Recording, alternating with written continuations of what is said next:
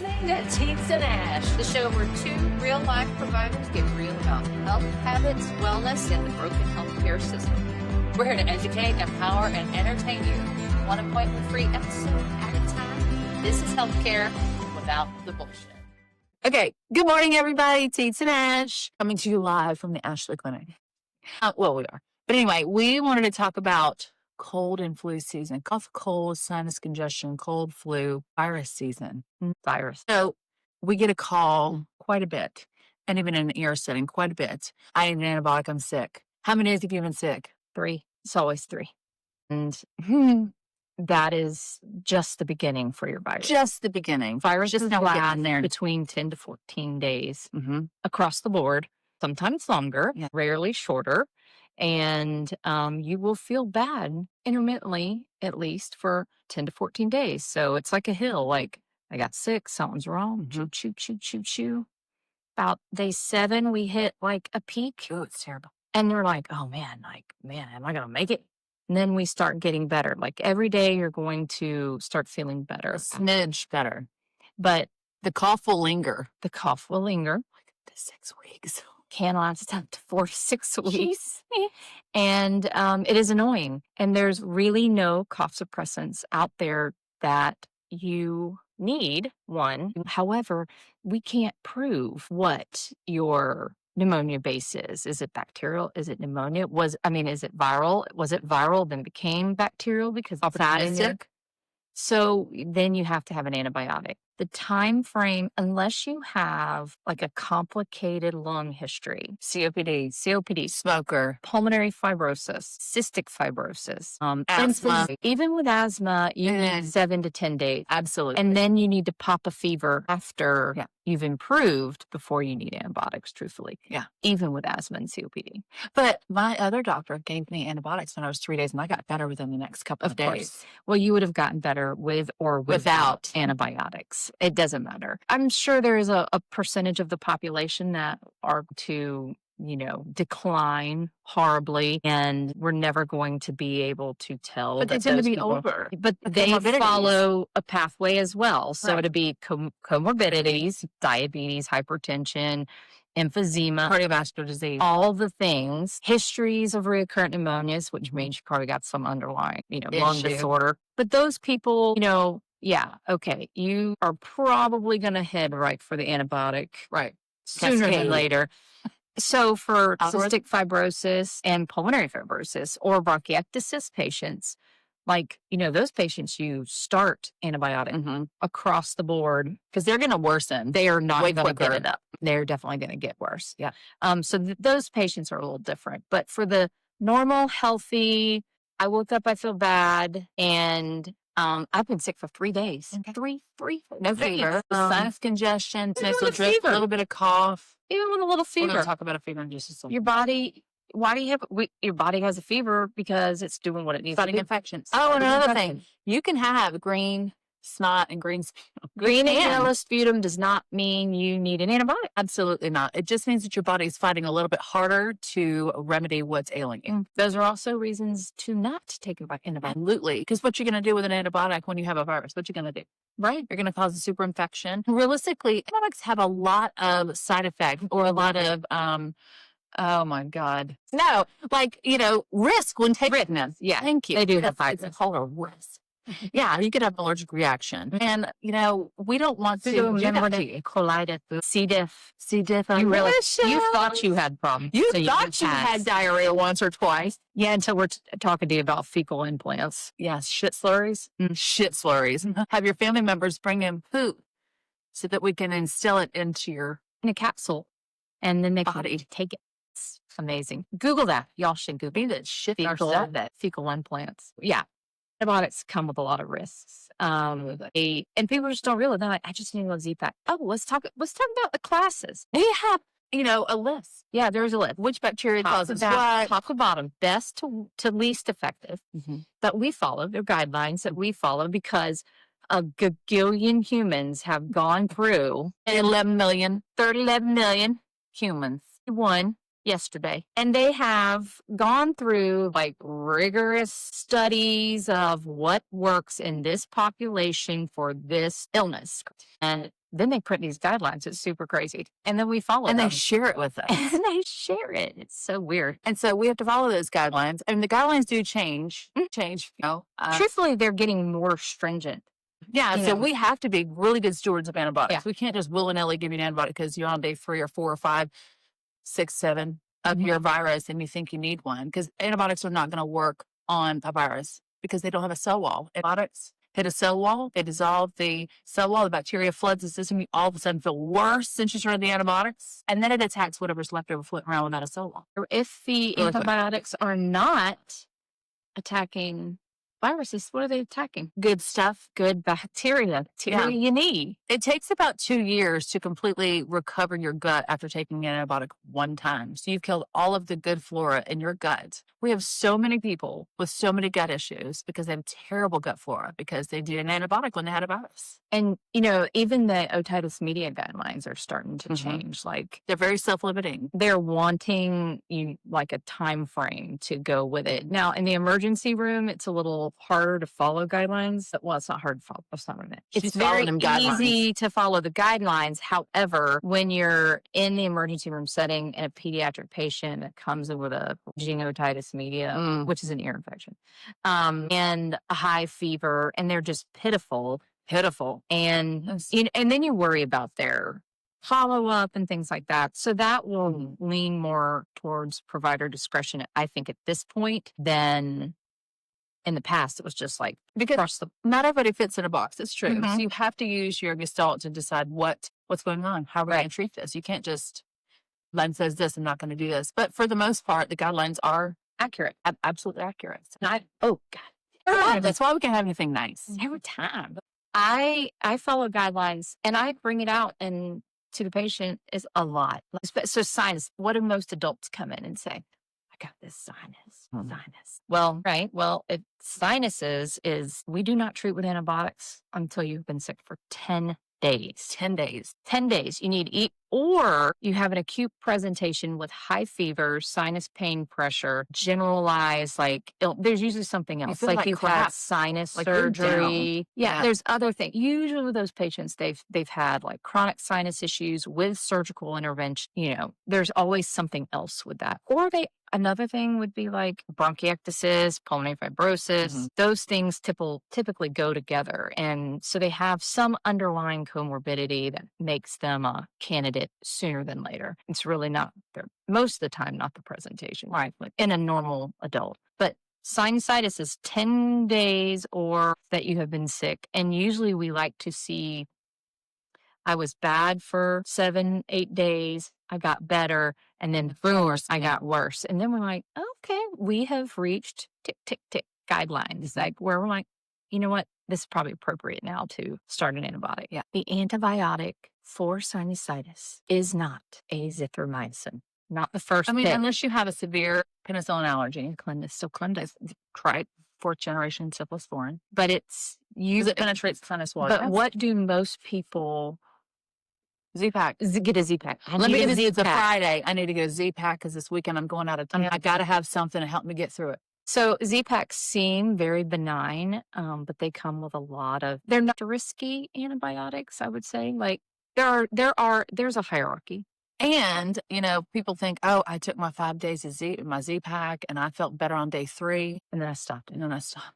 Okay, great. Well, and another thing too is, a Z-Pak lasts in your system another 11 days after you complete the course of therapy. So, you go in, you've taken the Z-Pak, you don't feel any better. Well, 1, it could be a virus, but 2, maybe you haven't given it time also to work, but we're not giving it azithromycin rosinis. I'm just saying, I'm just letting y'all know that it works. You have 2 weeks of antibiotic therapy in your body after you take a Z-Pak. So there are probably indications in certain scenarios of starting a Z-Pak for a sinusitis, but it would be very specific on history and bugs. Like what bug are we treating? But it is not the primary one because it doesn't penetrate well.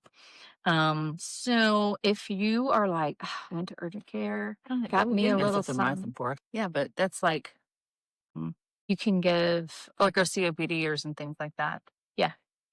and azithromycin are Nobody died. actually they're moving. You know what's really moving up the chain is augmentin for a lot of I things. love but I hate it for the gut. Oh my God. It's a tough antibiotic. Jeez, my knees. But it is moving up the chain. That's got good penetration. Azithromycin for tonsillitis or strep that are penicillin allergies. Oh, But that's a different dose. It's not a Z-Pak. It's the 500s. Once a day. Mm-hmm.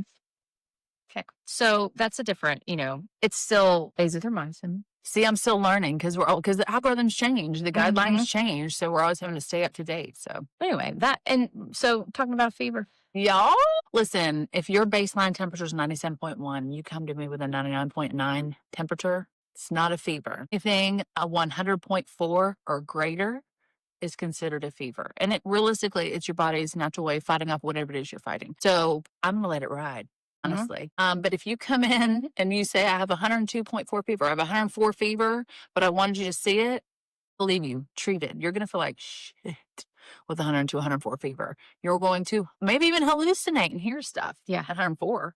Yeah, as an You're adult. gonna feel real bad. Kids don't do this. No, kids are still running around. They're resilient little 4 things. 104 fever, I'm going outside and playing in the water. But then like 104.9, then they're like, they wilt. Looking a little punky at that point. So treat your fever. If it gets high, if it's 100.4, you're going to feel like crap, but kind of let it ride. Let your body fight off whatever it is is ailing you. And most adults, truthfully, so COVID Tylenol or Motrin, yeah. But COVID changed. I feel like COVID changed the landscape of adults and fevers because, influenza would do it every year for a short period of time where you'd get someone who got the flu really for whatever reason and they show up with 103 fever and you're like, oh, but they feel terrible, they look terrible. But when you've seen 14 other positive flus prior to them, you start realizing what you're looking for. But COVID kind of changed that landscape because other than flu, and adults usually don't present with high fevers. No. Until COVID happened. And then all of a sudden, all these adults started having high fevers. And that changed the landscape a little, but it did start us talking more about fevers and what the guidelines were for fever. So you don't want to treat them initially unless you're feeling, if you're feeling like I can't survive, I cannot live, then take something, obviously. And we don't need to know. We don't need to see you. We need to know. We don't need to see you with said fever. Like when you say, right before I came here, had 102.3 fever, took some Tylenol, and you get to us and it's 100 even, I'm going to literally write. Patient stated they had 102.3 fever prior to arrival, and they took Tylenol and fixed their lives. I feel like also with COVID, it changed the landscape of people having certain things to their house, like a thermometer. But now we've gone retro. We went back to a pulse ox and a thermometer. But now we've gone retro. We don't have thermometers in the house anymore. And you come to the office and you said, have you had a fever? Well, I don't know. I felt like I had a fever. I bought one at the Publix. You can get one at the dollar store. Just grab one. Have it on hand. You don't have to, just keep it in a drawer somewhere. Know that you have one and your fever. Write down, at this time of day I had this fever. I treated it with this. And let us know what you've done for yourself for it. It helps us. It really does. And your kids too. Yeah. It really helps when we have that information on your children. And so, like she said, if your normal body temperature is 97, still not a fever when you're 99. It's not. 0.4.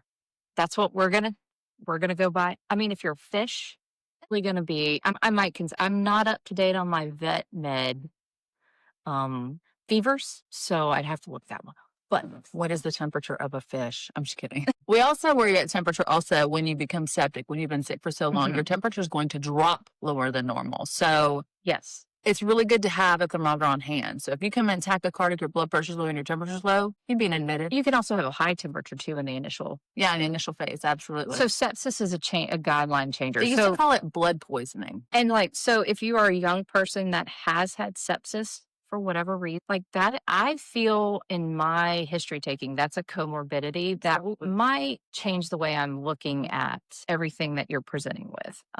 What were you septic with? Correct. Was it surgical and you had sepsis? Was it an abscess gone awry? Right. Like those Was it a kidney stone? Oh God, those are bad.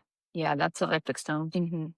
those are things like that change a lot of the delivery for an antibiotic, and a fever in a otherwise healthy adult, even because that's not something that most people will think of to tell initially. Yeah. Oh, yeah, by the way, Yeah. I was intubated and hospitalized in ICU for 14 days with sepsis, and I was on No, like 17 different they usually pressures. tell you that part. It's the other one where I was like, yeah, I had this abscess and I was in the hospital and they said I was septic, but everything went fine. They got better. Those are the ones that they forget to tell you. The intubation, they remember. I forget completely. I'm like, Jesus, she got Alzheimer's or what's True happening story. here? I mean, occasionally we're like, I didn't think that was relevant. If it is Because medical, this is just a cold or this Yeah. is whatever. that doesn't have anything to do with it. So that's another thing. Like when you're talking to patients and you're like, had any surgeries? Nothing to do with what I'm here for today. Oh my God, I need to know. Just tell me. I know. History is got it. very relevant. It All of is. it. It is very relevant. It might not be to you, but it really is to us and to every other provider Down the behind road. us. Because we share our records. When you say, hey, send my records over to here, there, or wherever, and we have an incomplete history, that other provider's going, well, my God, they had 17 other comorbidities. How come this person Did they doesn't know? even They didn't tell us. Were they in the office? Yeah. I mean, it does get, I mean, in an ER setting gets, so it initially, like if I go in and I'm like, all right, any medical history, anything, and they're like, no. Then you go back, right? And you're like, why is this patient on a blood thinner? That's a pretty. Hold on a second. Let me go back. And then you're like, hey, I saw you were on a blood thinner. Okay. That's also going to change. Okay. Anything else? Like anything like why did you have pulmonary? I only have one lung. Oh yeah. And they Forgot. went, pulmonary infarct, complete. Yeah. Circling back. So I need to know how long you've been sick, what symptoms you're having. Did you have a fever? What have you done for your fever? Any comorbidities? What kind of history do you have? And then I want to know what you did for yourself, because here's a few things that you can do for yourself on your own. You can take an over-the-counter cough medicine. You could put a cool mist humidifier in your room at night to help break up secretions, to make them more mobile, to get them. You can increase your fluid intake. That's a huge one. People are, it'll help your postnasal drip. It'll help you just not have to cough so much if you just sip on fluids throughout the day. Tylenol, Motrin for fever. Sudafed if you don't have high blood pressure. Vicks Vapor Rub. Do some oh Lord Jesus, get the kind with the lavender on it before you go to bed at night. Stick it on your nose, stick it on your chest. girl, Put it on the bottom of your feet, put some socks on. I'm good. I do like some Vicks Vapor Rub. Love it. I would wear it just when I just don't even like today. I would wear it today. Smell like an old lady. I smell like I'm 50. Venice. I love some Vicks Vapor Rub. The dollar store has the one with the lavender. It's really nice. The Afrin. Let's talk about Afrin. Oh Jesus. Sorry, my eyes watering. You are as an adult, you're pretty ill. You feel terrible. You're not really having a fever. So you're not like, I need to go to the emergency room ill. However, you can, every time you lay your head on that bed, one side of your nose is like, And then you flip over the other side and and you're like, it's like midnight and you're up in 4 hours and you're like, okay, I got to fix my life. I am a huge proponent for the appropriate use of Afrin. I know that is going to be so debated. And short term. If it keeps you from using an antibiotic, short term, I'm down. 5 days is short term. You do not use it more than 5 days. Short term. You will get rebound congestion. Oh, Jesus. Prepare your soul. Your sinuses and your nose is going to, it's going to swell back red. It's just going to swell It's up. best if you could just limit it to once at night, once in the morning. And then take your over-the-counter stuff in conjunction other with things. that. Other things too. This is last resort when you have literally like, I cannot live like this. Or you want to cut your nose off your face? Yeah. That one. That's when you use it. When you're like, you go to the emergency room. Hold on. Let me try some Afrin. Right, that's my PSA. I like it. I mean, I've even prescribed it to young, healthy people, like as a prescription, because that's what they came for. They literally don't know what to do. And I get it. No. When did that stop? Let's talk about that. When did that stop? When did our parents stop teaching us how to take care of ourselves? I think it's the generation. It's our generation. The Gen X. I taught my kids. Not all of us. Remember, most of us were left to our own devices growing up, right? So not all of us were given. I'm just like right? Okay. So a huge I think that's where the fallout is, and because our parents had very hands-on grandparents. We didn't have as much hands-on grandparents, and then it seems to have worsened as the decades have gone on. So Okay. I think the truth of the matter, and I noticed this We early did on this. when I was in nursing, I'd say nursing like in the early 2000s, like the patients would come in and you would say, like before that, they would say, well, my grandmama told me to da da da da da. And then all of a sudden I'm like, what'd you do for yourself? Nothing. I'm like, no one, but they either didn't have grandparents, they didn't have parents. Yeah. There was a whole Parents were busy bunch working. of- Like I was a latchkey kid. My parents were working. yeah, same. Take care of myself. Yeah. Yeah. And my mom though was a nurse. So But she gave me, my mama was not a nurse. she But- told me things to do. You'd be thrown up and having diarrhea, so you would just sit up all night on the toilet with a bucket in your hand, and you would not go to the ER for that ever because it would pass. It's a 24-hour bug. Ginger ale and cough, saltine. cough and Price Barker. is Right. Oh my God, yes, Bob Barker came on at 10 o'clock in the morning on Channel 5. I'll never forget as long as I live. There was I nothing love the show better. Showdown. Oh, There was nothing better than being sick and watching The Price is Right. I used to pretend sick in the fall so I could watch the Halloween show. Oh, Mama, it fell. I got to stay home today. And I'd watch, like, I don't know, Ichabod Crane and Yeah. that stupid Disney. Mm-hmm. Sit there on the couch. Well, there was with my none of that. toast and my saltines. I'd have and to my watch ginger ale, Flat Sprite. Flat Sprite. Flat Sprite. I had to watch what are those called? Soap operas with my Oh, grandma. I love Days of Our Lives. I did not enjoy them, but I was in it. Jesus. I love it. I was in it. We were General Hospital people. I like General Bold Hospital and when I the was Beautiful. late. I never watched the Bold and the Young and the Restless. Oh, she didn't watch that one. Boy, we watched Days of Our Lives with Bo and Hope Brady. Yeah. That's hilarious. I forgot about all that. That's how you were sick in the 80s. Yeah. Price is Right, followed by I actually, as a child, I had never been to the emergency room. I went I used to get pneumonia a lot as a kid. I think I had bad lungs. I had bilateral pneumonia and was admitted for 10 days, but still didn't go to the emergency room. My mom still didn't take me to the emergency room. By the She way, wasn't doing it. she is no longer here with us, so I can talk about all this. Otherwise, she would call me out immediately. Tara!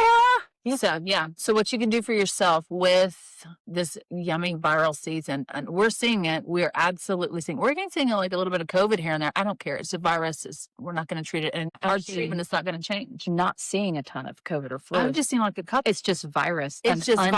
unnamed- It does not pop positive for COVID or flu Right. on our swabs. Just is a virus, is a virus, is a virus. Mhm. Just is what it is. We still have colds in America. We still have We do. viruses. We do. We still have nausea. We still have vomiting. We still have diarrhea. Self-limiting. They're not going to last very long. I mean, unless you've, I don't know what. Yeah. You got comorbidities, and then you're going to either get worse or you're going to get better. But see, those people know to go be seen. And those people know. All right. Well, that's that on that. Yeah. And that's all I have to say about that. Take care of yourselves, y'all. You're listening to Teats and Ash, the show where two real-life providers get real about health habits, wellness, and the broken healthcare system. We're here to educate, empower, and entertain you. One appointment-free episode at a time. This is healthcare without the bullshit.